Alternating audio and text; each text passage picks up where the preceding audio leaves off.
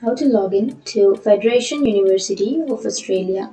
So if you want to log into your Federation University of Australia, then first you need to open up a browser, any browser that you're comfortable with.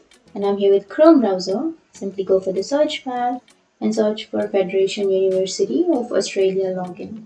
And once you've searched for that, here on the first search you will have sign in under the Federation University of Australia. You can simply click on that search. And once you click on that, it will take you to the sign in page under the Federation University.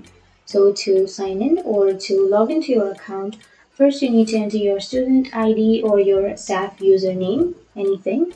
And once you've entered, you need to enter your password on the next blank. And once you enter your password, you need to simply click on sign in. But if you don't remember your username or your password, or if you're having some trouble while logging in, then you can go for this option, which is passwords self-service portal, so that you can get some help while logging in. But if you remember your credentials, then simply enter it. And once you click on sign in, it will sign you into your account if your information is correct. So that's it. That's how you log into your Federation University of Australia.